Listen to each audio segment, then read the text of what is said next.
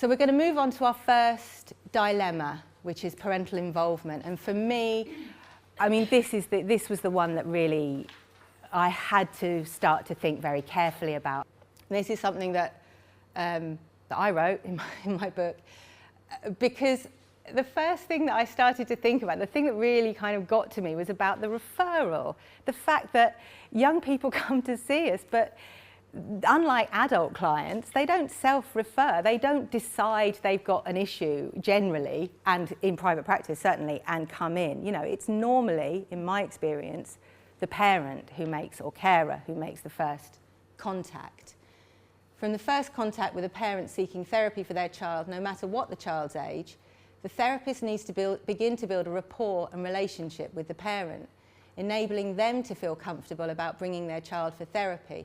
You know, and that's like if you have an adult client who refers, one of the things that I suppose all of us probably do, no matter what our modality, is try and present in a way that makes us seem, you know, warm and welcoming, and as though we'd quite like them to come and have a relationship where they talk about what's going on for them. And we have to kind of do the same with the parent, but it's a proxy, because the person that we really want to feel comfortable with us and okay with us ultimately is the young person. The therapist must, however, remain mindful here that the adult is not the client, and that in the future, if the counselling goes ahead, they will be building a confidential relationship with the child, which the parents will, to some extent, be excluded from. So that's really, I think that's really key. You know, you're building a rapport with the parent that's very important, because you want that parent to support the therapy. You want them to pay the fee. You want them to bring their child to sessions. You want them to be up for continuing with a piece of work for as long as is necessary, or as long as is possible for that family, or as, you know, as long as is needed. So there's something very important in that, but you also want to make sure that you're able to provide that young person with a absolutely normal, confidential counselling relationship. So for me, it's a bit of a balancing act, and that continues throughout the work, you know, that.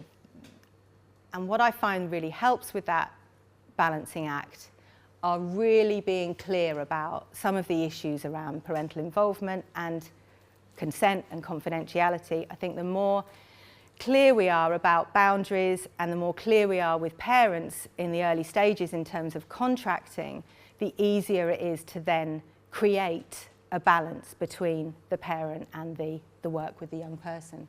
Okay, so what I want you to do is just kind of talk in twos or threes, just for about 5 minutes, and I'd like you to think of as many ways you can in which, in your experience or in your thoughts, parents might be involved in a young person's therapy.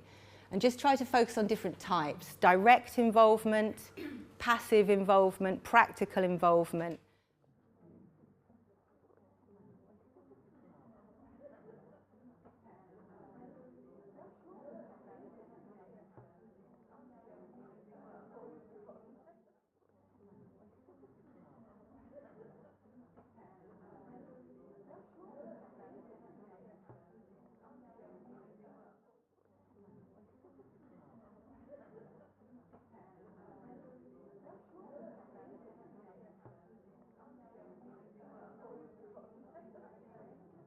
So, as I've said, the referral in private practice generally comes from a parent or carer. Therapists will need to consider whether they will meet the parent face-to-face or conduct information gathering over the phone. And for some of you, that will just be about how you manage and structure your practice. For others, they'll have a tentative approach to how this is going to work with this particular young person, with this particular family. Some clients may wish to come with a parent, either for part or for all of the initial consultation. Some may not. And then if therapy is to proceed, if at the end of that, however you structure your assessment, your information gathering, you decide that there's a piece of work, they decide there's a piece of work, you then need to make a contract with that parent. And again, personally, in my practice, what works for me is that I have very clear paper contracts, a separate one for the parent and a separate one for the young person. And the young person's one is more of an information sheet. The parent's one is very similar to the contract that I give to adult clients, you know, and it lays everything out in terms of fee, breaks. I don't charge, young people's parents for breaks in school holidays, for example, personally, but they do. Once they're in my practice, they have to pay for a weekly session, and that's very clear. And it really helps in terms of encouraging parents to get their children to really make the therapy central in their lives for as long as they're coming. You know, I find that that's in a similar way to an adult who's paying a fee for every session. You know, it kind of makes them feel how important it is when they're slightly ambivalent. Okay, so when I was writing the book, I found that I had Anna Freud, who I hadn't really sort of read much of before. I found that I had her by my side quite consistently throughout the writing, because what I found very early on in reading some of her writing is that she really gets it. She really got these dilemmas. She was doing this in Hampstead, you know, way back. She was managing very early clinical work with children, young children, and families and parents. So she's got some really, I think, very clear, very interesting things to say.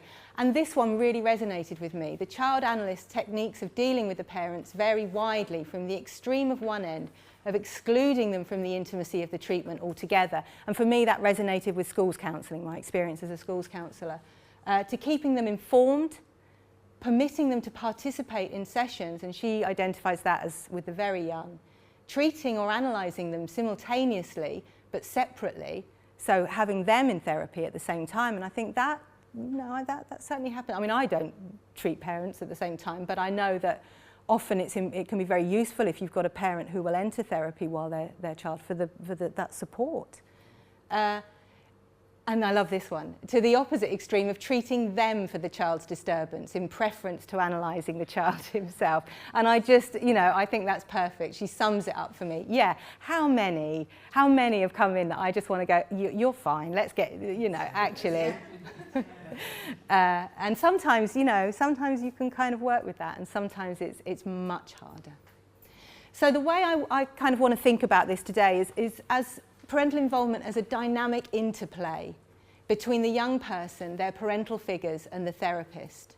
So I'm going to have a series of graphics that kind of show just some of the movement, but I think if we had these little kind of bubbles and we could kind of move them around, you'd see so many different variations in this Venn diagram, in this kind of structure. So I sort of identify this as a pre-assessment stage where you've got the parent, and that arrow denotes them, the parent perhaps contacting you. They've obviously got some sort of connection, hopefully, with their child at that point. And obviously the bottom arrow is the potential for the young person to make a relationship with the therapist. So the extent to which parents are involved in their child's therapy will depend largely on the developmental stage. So when you're kind of feeling for something about how you're going to do the assessment or how parents are going to be involved, how you're going to contract, one of the things that you've probably got in the back of your mind is what's the developmental stage of this young person?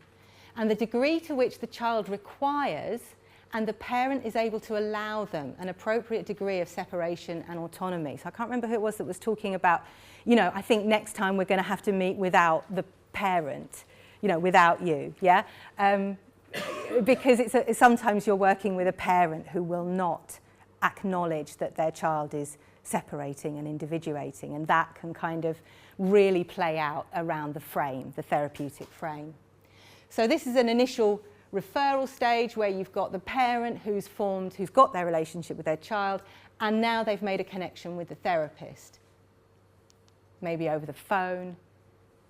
So in some respects, this is more straightforward in work with either very young children, kind of under the age that we're thinking about today, under 11s. Often there's going to be far more contact with the parent for the therapist. It's going to be a very different dynamic. Or late adolescent clients, where the connection to the real, actual parental figures is less ambiguous. However, this is by no means always the case, and I'm sure you have older adolescents who often, because of what's going on for them, will have brought their parents in much closer to do with kind of developmental stuff. So there's one here where you've got kind of, I suppose, the younger child where everyone's kind of overlapping, and there's a little triangle in the middle which I think kind of is about the actual therapy, which has got a kind of everyone sort of connected with it in some way, to the kind of the older adolescent here, where you've got the parent kind of separate entirely from that clinical work connection, but paying. So there's the arrow just showing that they're still kind of involved in that respect.